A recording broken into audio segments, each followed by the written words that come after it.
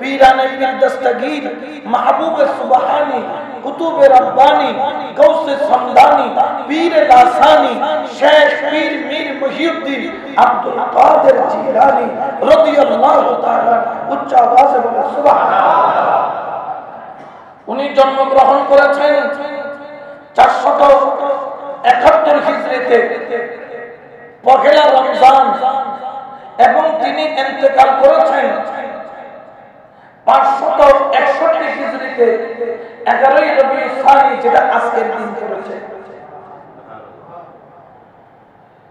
তিনি এমন এক বলি, বলির মধ্যে অনেক ক্যাটাগরি বলি আছে। এক ক্যাটাগরি বলি হচ্ছে মাদারজাত বলি বলে, যারা মায়ের গর্ভ থেকে কি বলি, যার মধ্যে অন্যতম হলো হুজুর আব্দুল কাদের জিলানী রাদিয়াল্লাহু তাআলা উচ্চ আওয়াজে বলেন সুবহানাল্লাহ। উনি যেই রাতে জন্মগ্রহণ করেছেন ওই রাতে বাগদাদের মধ্যে 1100 পুত্র সন্তান জন্মগ্রহণ করেছে, একজন কন্যা সন্তান ওই রাতে জন্মগ্রহণ করে নাই। এবং ওই 1100 পুত্র সন্তান যারা ওই রাতে জন্মগ্রহণ করেছে সবাইকে আল্লাহ ওলিয়ত দান করেছেন। বড় করে বলেন সুবহানাল্লাহ। এবং গৌসে পাক পীরানে পীর দস্তগীর মাহবুবে সুবহানী কুতুবে রব্বানী শেখ পীর মীর মুহিউদ্দীন আব্দুল কাদের জিলানী আল বাগদাদী রাদিয়াল্লাহু তাআলা তিনি জন্মগ্রহণ করেছিলেন পহেলা রমজান। তিনি জন্মের পর থেকে সুবহে সাদেক হওয়ার আগে অর্থাৎ পহেলা রমজান মাত্র শুরু হবে, দেখ মেঘ দেখা গেল, কেউ রোজা রাখবে কি রাখবে না দ্বন্দ্বের মধ্যে আছে। কিন্তু দেখা গেল আমার গৌসে পাক যেই দিনই জন্ম নিল সেই দিন থেকে রোজা রাখা আরম্ভ করলো। তিনি রাত্রিবেলা দুধ পান করে, যেরকম মুসলমানগণ সুবহে সাদেক থেকে সন্ধ্যা পর্যন্ত পানি পান করে না, খাবার খায় না। আমার গৌসে পাক সুবহে সাদেক থেকে সন্ধ্যা পর্যন্ত মায়ের দুধ পান করে না, মুখের মধ্যে এক ফোঁটা পানি দিলেও তিনি পান করেন না, মুখ থেকে বের করে দেন। মা বারবার দুধ খাওয়াইতে চান, তিনি মুখ বন্ধ করে রাখেন। অর্থাৎ আমার গৌসে পাকের আম্মা উম্মুল খায়ের মা ফাতেমাতুজ জাহরা তিনি বুঝতে পারলেন আমার গৌসে পাক প্রথম দিন থেকে রোজা রাখলেন। তিনি বলেন এই রকম একদিন নয়, 2 দিন নয়, 30 দিন যতদিন রোজা চলেছে সুবহে সাদেক থেকে মাগরিব পর্যন্ত আমার আব্দুল কাদের জিলানী এক ফোঁটা দুধ পান করতেন না। বড় করে বলেন সুবহানাল্লাহ। অর্থাৎ তিনি জন্মের পর থেকে কি রাখতেছেন।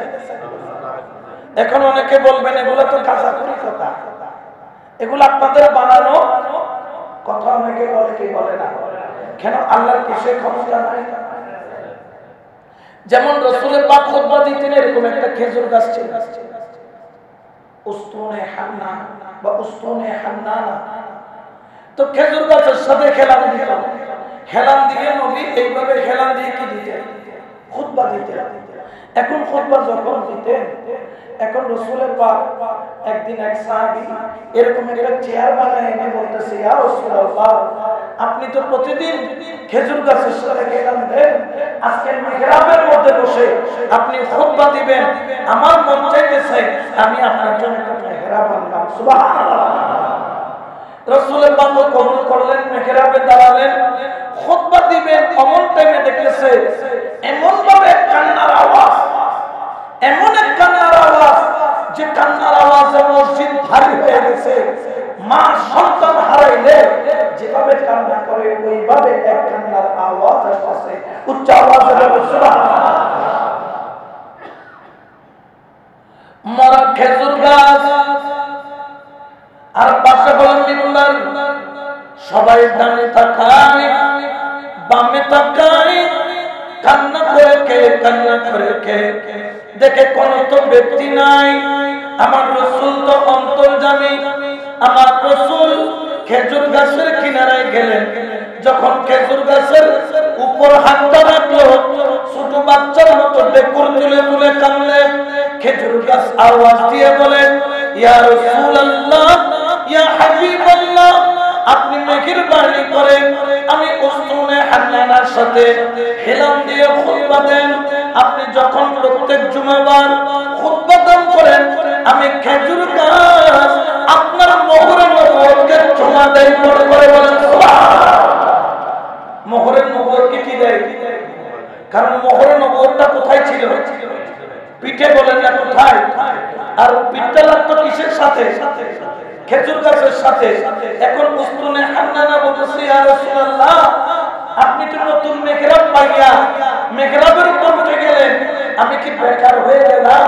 তো রাসূল ছোট বাচ্চা মতো খেজুর গাছের হাত ধরে বলে, তুমি কান্না করিও না। তিনি বললেন, ইয়া রাসূলুল্লাহ, কেন আমি কান্না করব না? আপনি তো আমার থেকে জুদা হয়ে গেলেন।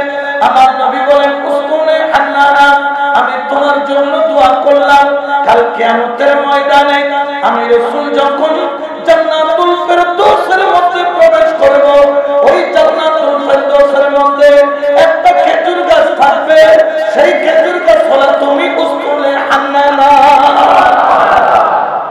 আমি তোমার সাথে সেখানে বসে বসে হেলান দিয়ে আমি তোমাকে ট্যাগ দিয়ে বসে থাকবো। সুবহানাল্লাহ।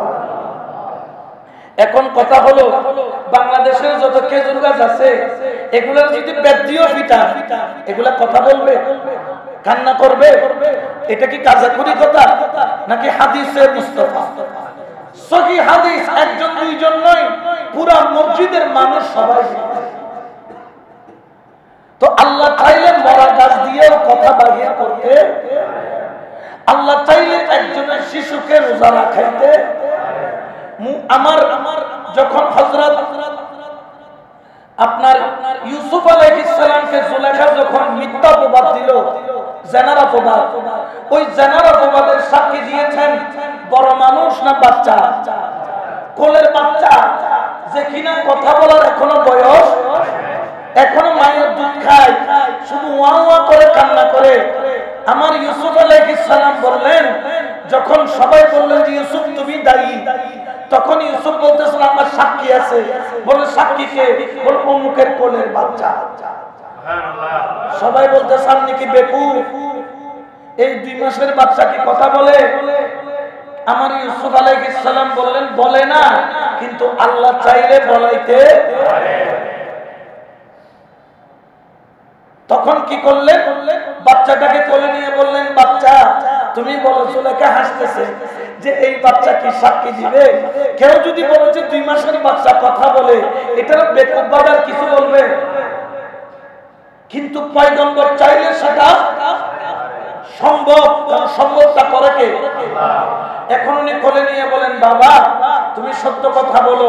বাচ্চা বলতেছেন, বাদশা যদি ইউসুফের সামনের দিকে কাপড় ছিঁড়া থাকে তাহলে ইউসুফ দায়ী, যদি পিছনের কাপড় ছিঁড়া থাকে জুলেখা দায়ী। কথাটা বাচ্চাটা দেখছে, কিন্তু কথা বলতেছে ঘুরাইয়া, যেন বুদ্ধিমান। ডাইরেক্ট বলতেছে না, ডাইরেক্ট বললে তো জুলেখা কি করবে? মানে এর উপর ক্ষতি করবে। ওই 2 মাসের বাচ্চার বুদ্ধি খুলে দিচ্ছে কে? এমন ভাবে কথা বলতেছে, সামনে দিয়ে সিরা হইলে দায়ী ইউসুফ, পিছন দিয়ে সিরা হইলে দায়ী কে? জুলেখা দেখে কাপড় কোন দিকে ছিঁড়া। এটিন বুদ্ধি তো আগর করতুন, প্রধানমন্ত্রী আগর করতুন, তাইলে ধর্ম করতুন। 2 মাসের বাচ্চাকে বুদ্ধি দিয়েছেন কে? আল্লাহ। তাহলে আল্লাহ চাইলে সম্ভব। সুবহানাল্লাহ বলেন না? আমার গৌসে পাক যেই দিন থেকে জন্ম নিয়েছেন সেই দিন থেকে রোজা রাখা আরম্ভ করলেন। শুধু তাই নয়, অল্প বয়সের মধ্যে বাচ্চা অবস্থায় তিনি তার আব্বাজানকে আবু সালেম মুসা জঙ্গিকে তিনি হারিয়ে ফেললেন, ইন্তেকাল করলেন। নানার বাড়িতে তিনি লেখাপড়া করেন। সুবহানাল্লাহ বলেন না? লেখাপড়া কোথায় করেন? নানার বাড়িতে। তো নানা মাঝে মধ্যে কোথায় নিয়ে যায়? মসজিদে আনে কি আনে না? আপনারাও মাঝে মধ্যে নাতিদেরকে আনেন কি আনেন না? আনেন। তবে এত ছোট অবস্থায় আনা যাবে না, যে ছোট অবস্থায় আনলে বাচ্চাটা মসজিদের অন্তত মিনিমাম আদবটা রাখতে পারে না। তারপরও যদি আনতে চান অবশ্যই আনবেন, তবে বাবারা কোথায় বসবে? বাচ্চাটাকে নিয়ে পিছনে যাবে, সামনের দিকে আলোচনার কোনো অসুবিধা না হয়। এখন উনি যখন গৌসে পাক নানার বাড়িতে লেখাপড়া করতেছেন, পড়ালেখাও চলতেছে, যখন তিনি মসজিদ আসলেন, নানা তো মসজিদে ঢুকছিল তো ছোট বাচ্চা, মাত্র হাঁটে, কথাবার্তা বলে, একটু একটু নিয়ত বাঁধে। এখন উনি মসজিদে ঢুকেন নাই, না ঢুকে বাইরে দাঁড়াইছেন, কাঠি একটা নিয়ে কিছু জুতা ডান দিকে মারলেন, কিছু জুতা বাম দিকে, দুই দিকে জুতাগুলাকে দুই ভাগ করে দিচ্ছে। ছোট বাচ্চারা এরকম করে কি করে না? বাচ্চা মানুষ তো।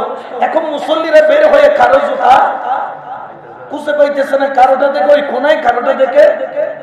তো দেখলেন বাইরে কে আছে? পীরানে পীর দস্তগীর আব্দুল কাদের জিলানী। বুঝে ফেললেন এটা ওনার কাজ। নানাকে ডেকে বলে, ও আব্দুল কাদের জিলানীর নানা, নাতি ওর একখানা সামলাইও, নাতিকে একটু সামলাইয়েন। দেখছেন আমাদের জুতাগুলা কি করছে? কিছু এদিকে কিছু ওদিকে ফেলে দিচ্ছে। এটা কি? আপনার নাতি কি কিছুই জানে না? এগুলোকে মসজিদে কেন আনেন? এইভাবে বকাঝকা করতেছে। নানা জানেন কি লাগতেছে? খারাপ লাগতেছে।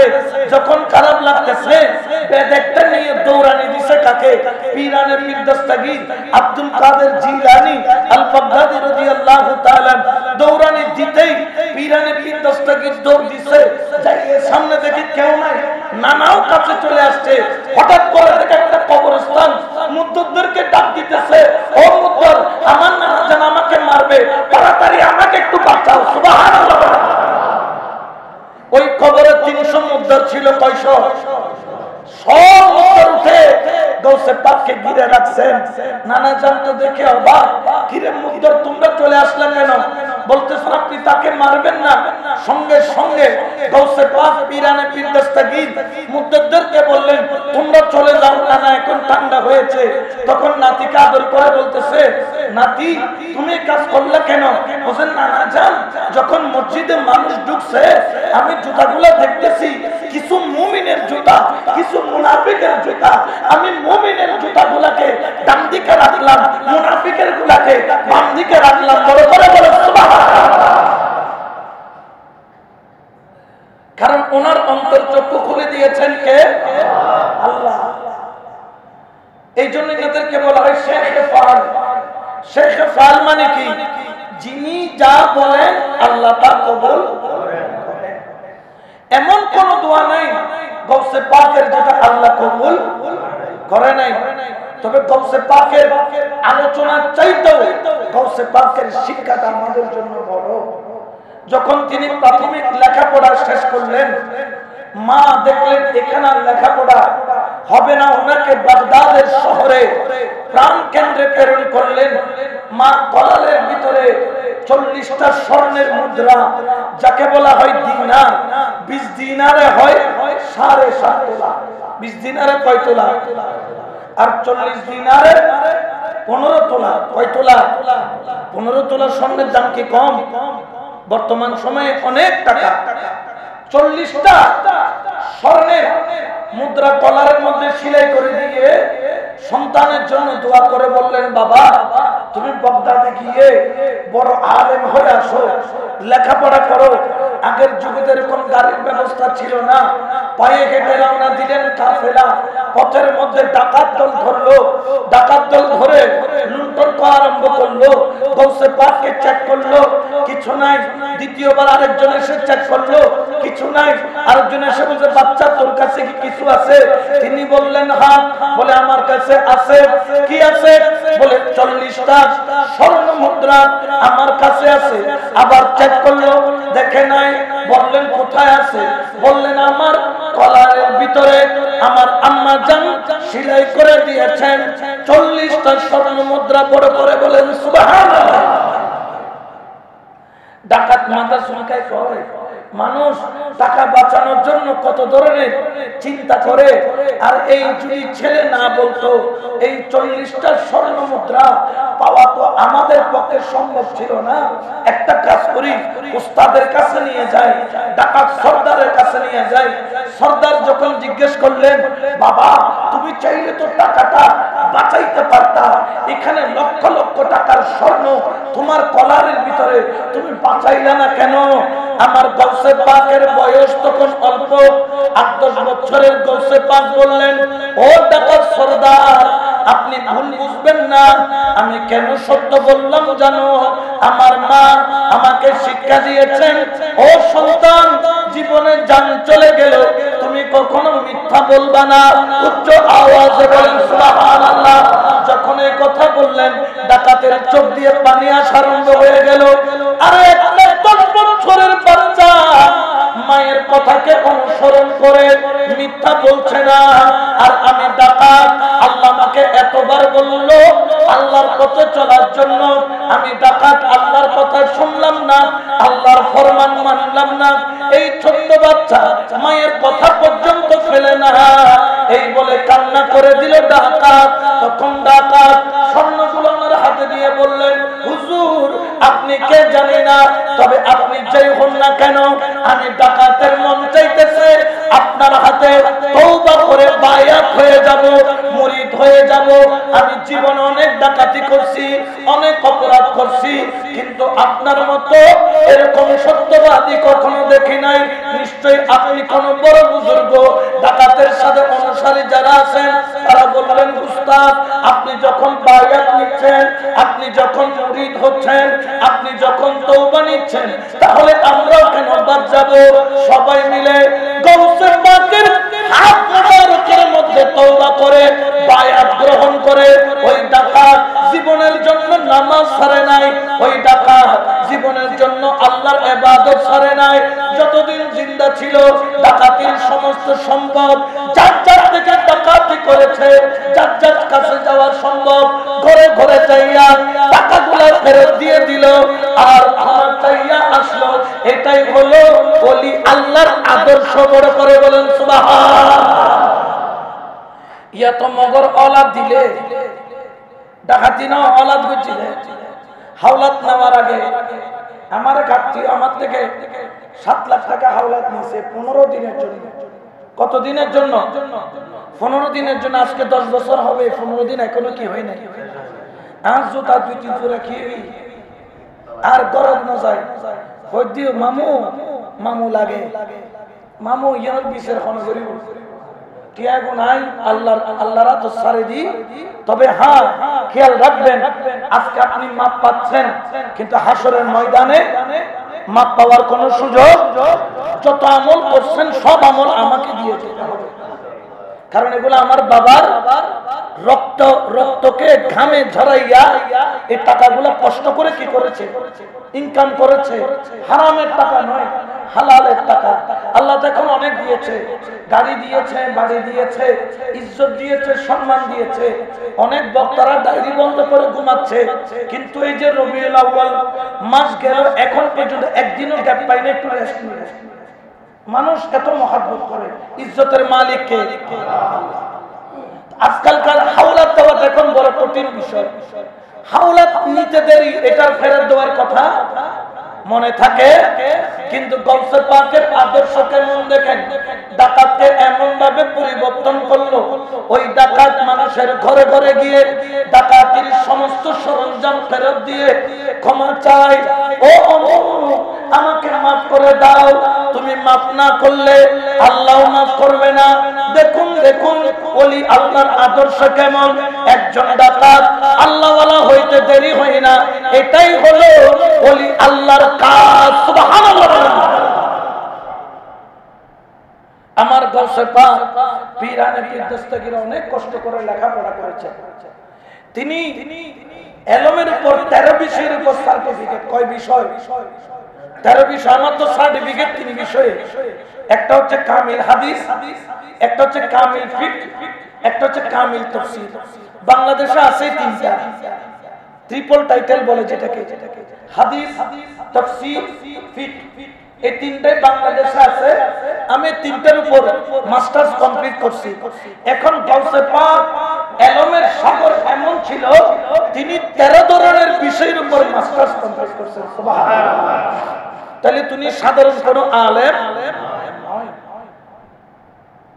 তিনি তারপরও 25 বছর আল্লাহর ধ্যানে রিয়াজতের মধ্যে ইবাদতের মধ্যে 1 বছর নয় 2 বছর নয় কয় বছর 25টা বছর অন্য রাওয়ায়াতে আছে 26 বছর তিনি আল্লাহর প্রেমে মশগুল হয়ে রোজা নামাজ গাউসে পাকের জীবনের মধ্যে পাওয়া যায় তিনি 40 বছর এশার ওযু দিয়ে ফজরের নামাজ পড়েছেন সুবহানাল্লাহ কিসের ওযু দিয়ে মানে সারা রাত তিনি ঘুমায় কারণ ঘুমাইলে কি ভেঙে যায় জোরে বলেন না আচ্ছা এখানে একটা মাসালাও বলি আমরা মসজিদের মধ্যে অনেকে জুরি না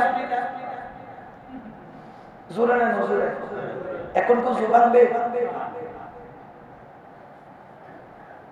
কারণ ঘুমাইলে তো কি ভেঙে যায় এটা একটা মাসালা এটা জানার দরকার আছে শরীয়ত কি বলে বলতেছে আপনি জিমাইতেছেন এমনি কিন্তু আপনি পরে যান নাই কি হন নাই পরে যান নাই তাহলে আপনার ওযু ভাঙবে কিন্তু ধরেন আপনি পিলারের সাথে হেলান দিয়ে অনেকে আছেন যে এদিকে হেলান দিয়ে এদিকে হেলান দিয়ে ঘুমায় যায় আছে না না হেলান দিয়ে ঘুমাইলে যদি ওই জিনিসটা সরায় ফেলে ধরেন আমি কোন এটার সাথে হেলান দিলাম আস্তে করে এটা সরায় ফেললাম ওই ব্যক্তি যদি পড়ে যায় ওই রকম ঘুম আসে তার ওযু কি হয়ে যাবে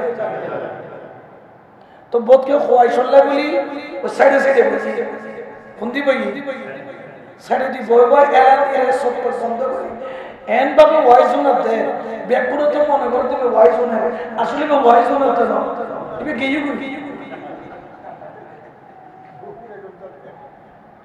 এরকম আছে না অনেক মসজিদ আমি দেখছি মাঝে মধ্যে হাতটা এত বড় হয়ে যায় এখানে যেন মশা ঢুকবে আর বাহির হবে এগুলো ওযু কি হয়ে যাবে ভেঙে যাবে যদি আপনি জিমাই অনেক আছে বসে বসে জিমাইতে একটু একটু এদিকে এদিকে মারে আবার চেতন হয়ে যায় ওটা তো ওযু ভাঙবে না এটা হচ্ছে শরীয়তের একটা মাসালা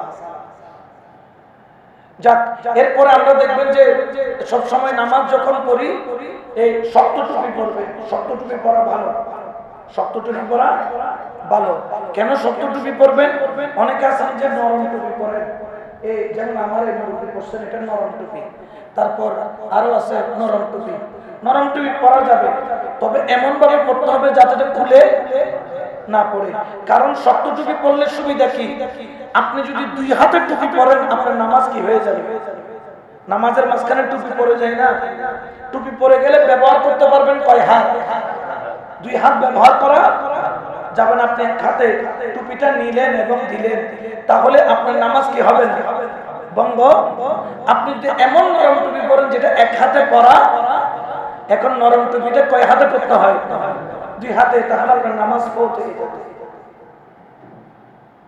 আবার যদি নরম টুপি পরেন এমন ভাবে দিবেন যাতে নামাজের সময় খুলে না পড়ে যায় তো যাই হোক গাউসে পাক তিনি এশার ওযু দিয়ে কিসের নামাজ পড়তেন তাহলে গাউসে পাক কি নামাজ ছাড়া না নামাজ ওয়ালা জোরে বলেন না আমরা অনেকে তরিকা করি তরিকার পিছনে অনেক সময় দিই কিন্তু 5 ওয়াক্ত নামাজের ব্যাপারে কোনো খবর তাহলে এই তরিকা দিয়ে আপনার কোনো কল্যাণ হবে কারণ গাউসে পাকের চাইতে বড় তরিকাওয়ালা কি আপনি গাউসে পাক থেকে কি বেশি এলমওয়ালা আপনি গাউসে পাক থেকে কি বেশি আমলওয়ালা আপনি তো গাউসে পাক 40 বছর এশার ওযু দিয়ে ফজরের নামাজ কেন পড়লেন কারণ তিনি বুঝাচ্ছেন যারা ওলি আল্লাহ যারা আল্লাহওয়ালা তারা নামাজকে ভালোবাসে বড় করে বলে সুবহানাল্লাহ তো 25 বছর পরে একদিন ইবলিস আছে না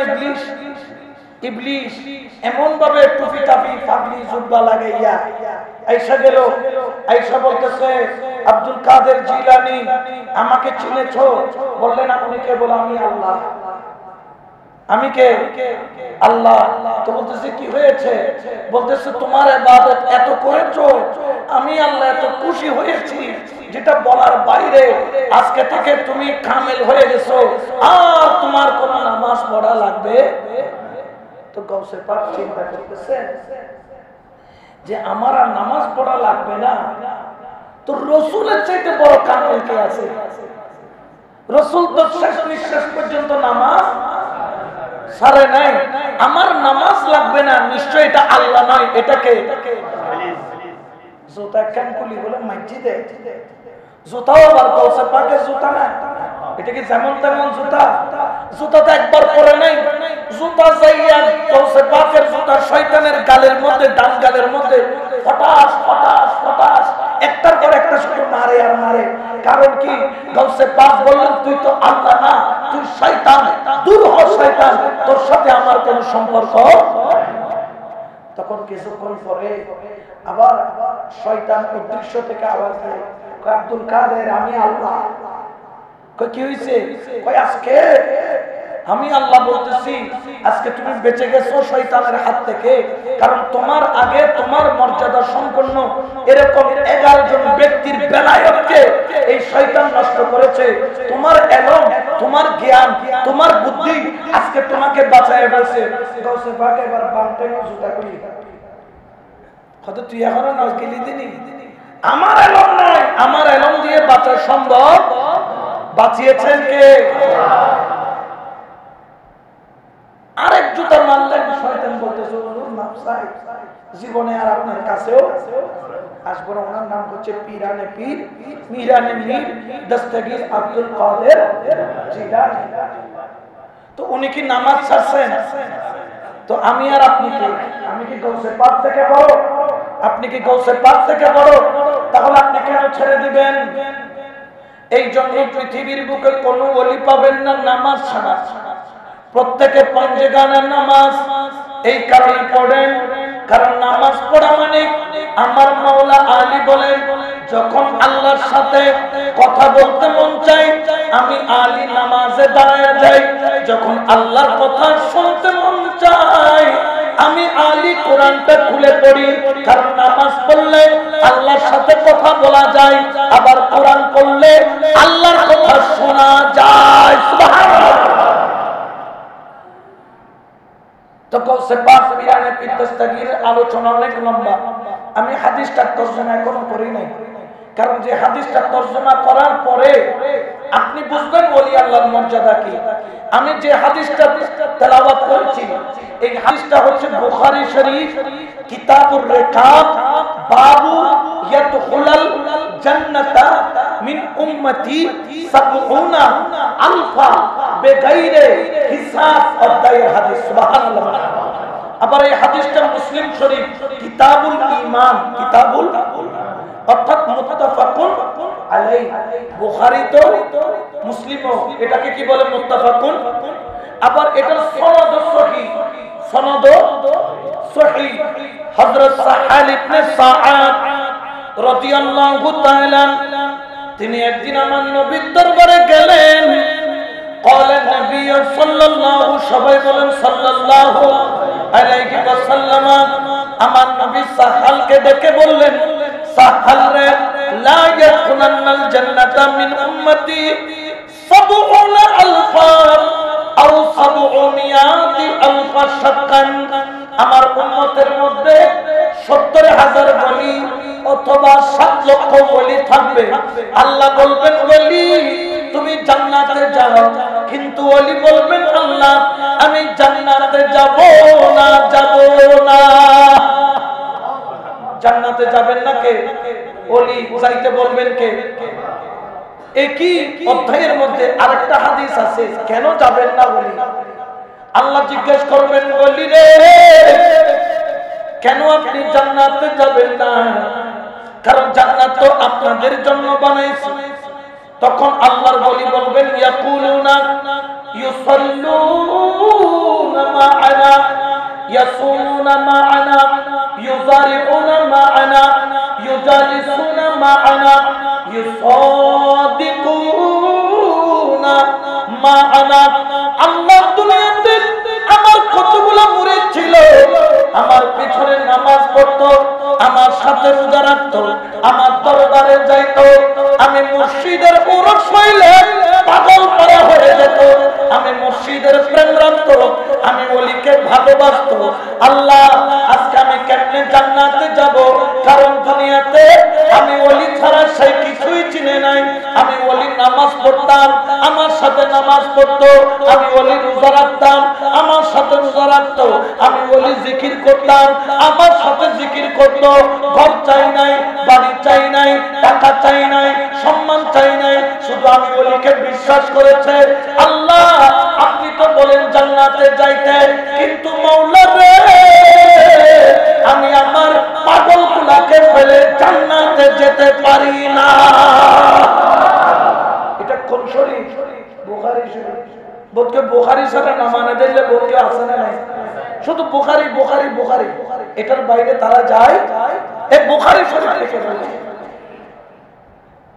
আল্লাহর ওলি বলবেন আমার সাথে নামাজ, আমার সাথে রোজা, আমার সাথে ইবাদত, আল্লাহ আমি তাদেরকে ফেলে জান্নাতে। আল্লাহ বলছে ঠিক আছে তুমি তাদেরকে নিয়ে আসো। আল্লাহ তারা তো কেউ জাহান জিজ্ঞাসা আসে নিয়ে আসো, তোমাকে তারপরে কোথায় দিব? কারণ জান্নাত তো তোমার জন্য। সবাইকে আনবে ওলি আল্লাহ আনার পরে আহাদুহুমা মুতামাসিকিনা আখিজুন বা'দাহুম বিবা'দি। আমরা ওই যে শিকল দেখছেন, শিকল করা একটা সাইড একটা কি থাকে, এটাকে টানলে ছিঁড়ে, রশি হইলে ছিঁড়ার সম্ভাবনা। শিকল আল্লাহর ওলি বলবেন একে অপরকে এমন ভাবে ধরো, একজনের হাত একজন ধরে কাতার হয়ে যাও। সুবহানাল্লাহ। ওলি থাকবেন আগে, মুরিদ থাকবে পিছে। আল্লাহ বলবেন ওলি আপনি জান্নাতে যান। ওলি বলবেন আল্লাহ আমি দুনিয়াতে যখন ছিলাম আমি মুর্শিদ আগে যাইতাম, মুরিদ আমার পিছে যাইতো, কিন্তু আজকে হবে উল্টা, মুরিদ যাবে আগে, আমি যাব। ব্যাপার কি? বলতেছে জান্নাত হচ্ছে এমন একটা জায়গা যেখানে ঢুকা যায় কিন্তু বের হওয়া। আমি যদি আগে ঢুকে যাই, আমার কোন মুরিদ যদি বাদ পড়ে যায়, আমি আব্দুল কাদের জিলানী তো সহ্য করতে পারবো? এরকম করে হাজিরা কাঠার মতো নাম রাখবে, হাত্তা ইয়াদখুলা আউয়ালুহুম ওয়া আখিরুহুমুল জান্নাহ। আমার দয়াল নবী বলেন জানো ওই 7 লক্ষ ওলি ততক্ষণ জান্নাতে যাবে না যতক্ষণ তাদের মুরিদ আউয়ালুহুম ওয়া আখিরুহুম, শুরু থেকে শেষ পর্যন্ত, আউয়াল থেকে আখির পর্যন্ত, 1 নাম্বার থেকে শেষ নাম্বার পর্যন্ত, যতক্ষণ পর্যন্ত একজন একজন একজন একজন করে হাজিরা কাঠার মতো নাম দেখে যতক্ষণ জান্নাতে যাবে না আমার গৌসে পাক বলেন আমি ততক্ষণ জান্নাতে কদম রাখবো না। এটা কোথায় আছে? বুখারী শরীফ বলে না কি শরীফ? বুখারী শরীফ আপনারা পড়েন না। আর আপনাদেরকে যারা বুখারী শরীফ দিয়ে পড়ায় তারা কিছু পড়ায়, কিছু যেগুলো খোয়াইশ মিথ্যা লাগে, এগুলোর নাম হচ্ছে আব্দুল খোয়াইশ। কি খোয়াইশ? আব্দুল খোয়াইশ। যেগুলো তাদের পক্ষে আছে সেগুলা পড়ায়, যেগুলো সুন্নিদের পক্ষে আছে এগুলো কিতাব থেকে কি করে দেয়, বাদ করে দেয়। এরকম আছে না নাই? এটা কি ভালো না খারাপ? খারাপ। কিছু সত্য কিছু মিথ্যা, এটা কখনো হতে পারে। এখন সাহাল এটা শুনে তিনি কাঁপতে কাঁপতে রাসূলের পাককে দেখে কেঁদে দিয়েছেন, ইয়া রাসূলুল্লাহ ইয়া হাবিবাল্লাহ। এটা তো তাদের জন্য যারা প্রকৃত গোলাম হতে পেরেছে, প্রকৃত আশিক হতে পেরেছে। আমি তো আশিক হতে, আমার কি অবস্থা হবে? কিয়ামতের ময়দানটা 50,000 বছরের রাস্তা। ওই কিয়ামতের ময়দানে কে কাকে খুঁজে পাবে? রাসূল গো আমি কিভাবে আমার মুর্শিদকে খুঁজে পাবো? আমাকে একটু করে বলেন। তখন ছিল রাত্রি বেলা। আমার নবী বললেন সাহাল আসমানের দিকে তাকাও, কি দেখো কি দেখো? তিনি বললেন দেখি কোটি কোটি তারা। আর কি দেখো? বলে মাঝখানে একটা সুন্দর চন্দ্র। সুবহানাল্লাহ। কোটি কোটি তারা, মাঝখানে কি চন্দ্র। তো বলতো চন্দ্র কত দূরে? বলছি ইয়া রাসূলুল্লাহ অনেক অনেক দূরে, এটা মাপার মতো ফিতা নাই। তো বলছে চাঁদ এত দূরে চিনতে কষ্ট হয়? বলছি ইয়া রাসূলুল্লাহ ছোট বাচ্চাও চাঁদ চিনে ঘুরে ফোয়ারা আয় সাঁত মামা হয় না? হয় খোয়াই বাবা গরি 60 টাকা হরে সাঁত মামা ইনে ওই তো সাঁত মামা বুড়ি কি খালে সুতা খালে দুনিয়ার বাহওয়াজ কথা কদিন হয় না? হয়। এখন চাঁদ মামা তো অনেক উপরে। রাসূল বলছেন চাঁদ কত দূরে? বলছে অনেক উপরে, চিনতে কষ্ট হয়। বলতেছে না ছোট বাচ্চাও কি চিনে? সাচিনে আমার নবী বললেন, শুনে রাখো, ওয়াজুহুম আলা দুইল কমরে লাইলাতুল বদর, কিয়ামতের ময়দানে তোমার মুর্শিদের চেহারা পূর্ণিমার চাঁদের চাইতে সুন্দর সুন্দর হবে। যেরকম কোটি মাইল দূর থেকে চাঁদ চিনতে কষ্ট হয় না, ঠিক কিয়ামতের ময়দানে কোটি মাইল দূর থেকে মুর্শিদ চিনতেও কষ্ট হবে না। এই দলিল পাওয়ার পরে কেউ যদি ওলি আল্লাহকে না মানে, তাকে আর বোঝানোর কোনো ক্ষমতা, কারণ হেদায়েতের মালিক কে? ওই যে আয়াতটা পড়ছি, হেদায়েতের মালিক কে? আল্লাহ যাকে হিদায়াত দান করবেন একমাত্র সেই ব্যক্তি হেদায়েত পাবে। কিন্তু ওয়ামাই ইউদলিল ফুরাকা ফাইল্লা জালাকা ফাইল্লা জুতা কফাইল্লা ফালান তাজিদা লাহু ওয়ালিয়া মুরশিদা, যার কপালে ওলি জুটে নাই, মুর্শিদ জুটে নাই, আল্লাহ তাকে জিল্লত প্রাপ্ত বলেছেন, ধ্বংসপ্রাপ্ত বলেছেন, বরবাদ বলেছেন, বেকার বলেছেন, তাদেরকে আল্লাহ 2 পয়সার মূল্য দেয় নাই।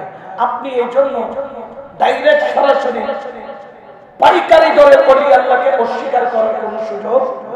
হ্যাঁ, আপনি বলতে পারেন উনি হক, ওনাকে মানি, উনি না হক, ওনাকে মানি না, আমি এই জন্য ওখানে যাবো না, এটা এক জিনিস। কিন্তু ওলি আপনাকে মানতে হবে, কারণ ওলিকে না মানলে কোরআনের আয়াতকে অস্বীকার হবে। লা ইন্না আউলিয়াল্লাহি লা খাউফুন আলাইহিম ওয়া লা হুম ইয়াহজানুন।